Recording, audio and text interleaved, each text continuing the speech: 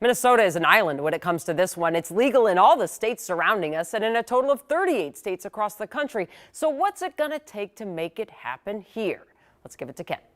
Yeah, Jana, the sticking point will likely be who ends up controlling the licensing and getting a cut of all that revenue. It's tripped up efforts in the past, but with sports betting now favored by well over half of Minnesotans, including lawmakers on both sides of the aisle, there is a feeling that the timing is finally right for compromise.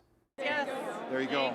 Thank you all for your work. Maybe it was the baked goods handed out in the rotunda or just first day of session positivity. But both parties appear to have sweetened the odds of sports betting passing this session. I would guess they'll probably get close to get something done. We'll see. Including Governor Walz. It seems to me like this is probably the year to talk about that in a non-budget year. I'm feeling pretty optimistic. Republican Jeremy Miller was the first legislator on the board, filing his Minnesota Sports Betting Act 2.0 back in January after version 1 failed last session. Minnesotans are already betting on sports. They're just doing it in other states or they're doing it illegally. So now's the time to get it done so we can regulate the market as well as help generate some sales tax revenue. Speaking of that, the Department of Revenue projects sports betting could bring in $400 million in revenue within about 3 years. Senator Miller's bill calls for a 15% state tax, which would mean the state could expect to see about $60 million in new tax revenue. But his isn't the only bill out there. We currently have a 10% tax rate in the bill I'm authoring,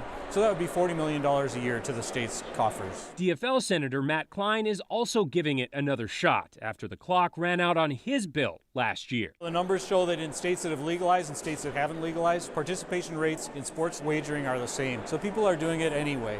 We might as well make it safe, make it structured, and make it legal. Historically, that's been easier said than done, considering Minnesota's complicated relationship with gambling between the tribes, tracks, and charities. It's really important that we keep tribal exclusivity over those sports wagering licenses. And with the DFL still holding the cards, that's not likely to change. My preference would be to give the tribes a license as well as the tracks, the teams, and even the charities.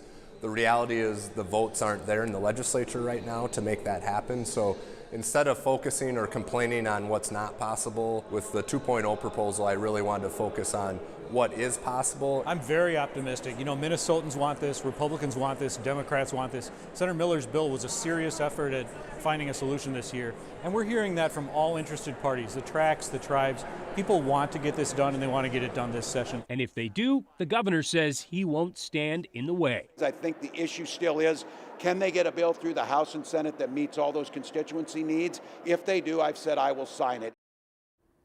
Now, in a statement today, the Minnesota Indian Gaming Association says it supports the efforts to authorize sports wagering both at tribal gaming properties and through online mobile platforms, which both of these bills call for. But representatives for the racetracks like Canterbury Park and Shakopee have said they should also be given the opportunity. So we'll have to see again how that all plays out. Jana. In years past, and this has come up several times, we also have heard the voices from those concerned about gambling addictions, because addiction to gambling is a real thing.